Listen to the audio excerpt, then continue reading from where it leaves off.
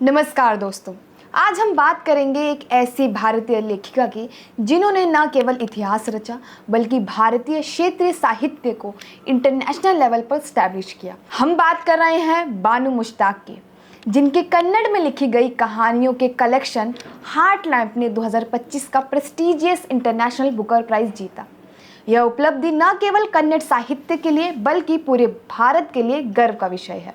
बानू मुश्ताक का जन्म 1948 में कर्नाटक के हसन जिले में एक मुस्लिम परिवार में हुआ। उन्होंने अपने जीवन में कई सामाजिक और धार्मिक स्टीरियोटाइप्स का सामना किया और उन्हें चुनौती दी।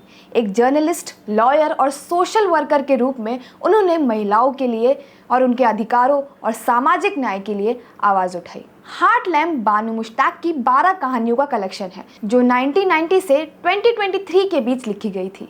इन कहानियों में दक्षिण भारत की मुसलमान महिलाओं के जीवन, उनकी चुनौतियों, उनके संघर्ष और सामाजिक दबावों को संवेदनशीलता से प्रस्तुत किया गया है। 20 मई 2025 को लंदन के टेट मॉडर्न में आयोजित समारोह में हार्ट लैम्प को इंटरनेशनल बुकर प्राइज से सम्मानित किया गया। यह पहली बार था जब किसी कन्नड़ भाषा की पुस्तक को यह पुरस्कार मिला। इस संग्रह का अंग्रेजी में अनुवाद दीपा भास्ती ने किया है, जो इस पुरस्कार को जीतने वाली पहली भारतीय अनुवादक बनी। पुरस्कार प्राप्त करने के बाद बानू मुश्ताक ने कहा, यह ऐसा है जैसे हजारों जुगनू एक ही आकाश को रोशन कर रहे हों, संक्षिप्त, चमकदार और पूरी तरह से सामूहिक। उन्होंने ये भी कहा कि कोई भी कहानी छोटी नहीं होती, हर कहानी में मानव अनुभव की पूरी गहराई होती है।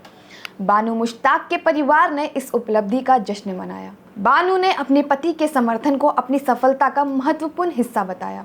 बानू मुश्ताक के 6 स्टोरी कलेक्शंस, एक नॉवेल, एक ऐसे कलेक्शन और एक पोएट्री कलेक्शन प्रकाशित किए गए हैं। उनकी कहानियां बंदाया साहित्य आंदोलन से प्रेरित हैं, जो जाति, वर्ग और धार्मिक उत्पीड़न के खिलाफ आवाज़ उठाता है।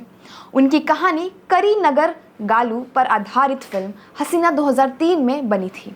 बानू मुश्ताक को 1999 में कर्नाटक साहित्य अकादमी पुरस्कार से सम्मानित किया गया था। उसके अलावा 2024 में पेन इंग्लिश ट्रांसलेट अवार्ड भी मिला था।